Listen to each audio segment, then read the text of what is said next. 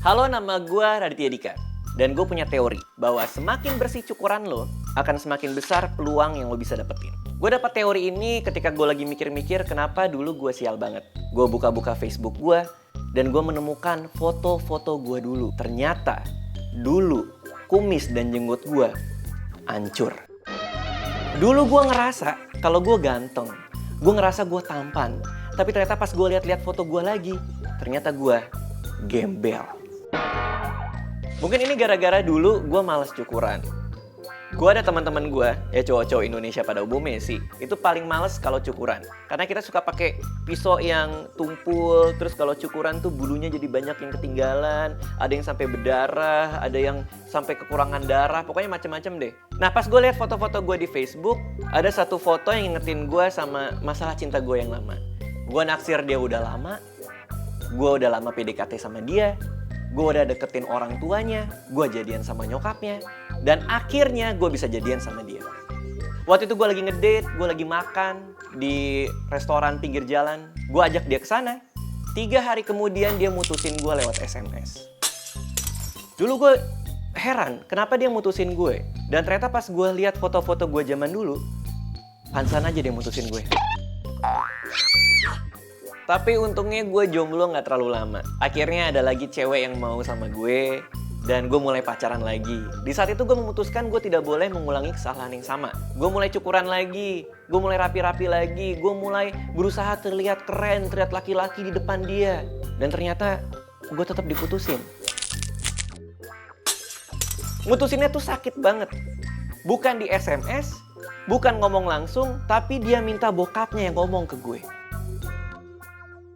Anak saya tidak mau sama kamu, Dika. Sekarang pergi dari rumah saya. Dan jangan pegang pantat saya lagi. Itu yang dia bilang. Tapi pas gue lihat fotonya lagi, ternyata gue salah cukur. Dan gara-gara itu, dia berubah. Dari cinta menjadi geli. Gara-gara diputusin itu gue galau. Kerjaan gue tiap hari cuman mandangi langit. Kalau ada mendung dikit, gue akan menatap nanar keluar jendela. Dan gue akan ngangkat jemuran karena takut hujan. Akhirnya gue gak cukuran lagi. Cukuran sih dikit-dikit, tapi gue biarin aja kumis gue berkembang dengan alami. Tapi ternyata tahu gak apa? Ketika gue lagi nongkrong di pinggir jalan, gue dikasih duit. Pantesan aja mereka mengkasihani gue. Karena muka gue kira pengemis. Ya gue ambil aja duitnya, gue pakai buat jajan.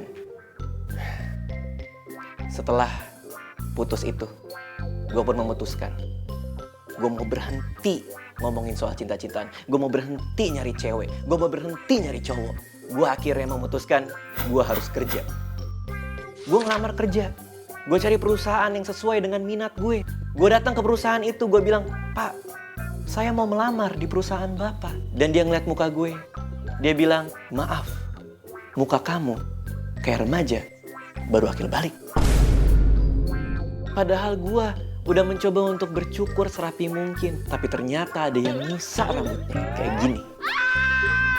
Untuk melupakan semua nasib buruk yang gue alami dari rambut-rambut di muka gue yang tidak rapi, gue memutuskan untuk liburan. Gue pergilah ke kedutaan mau ngambil visa. Sampai di sana gue ketemu petugas yang cantik. Terus gue bilang, Mbak, saya mau apply visa.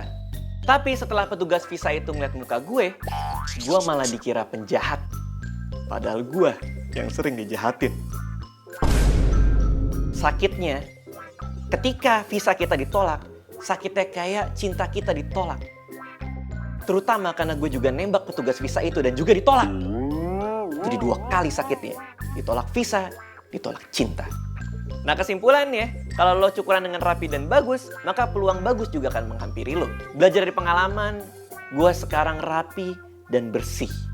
Muka gue gak ada bulu-bulu yang tertinggal, tidak rambut-rambut yang menyisa.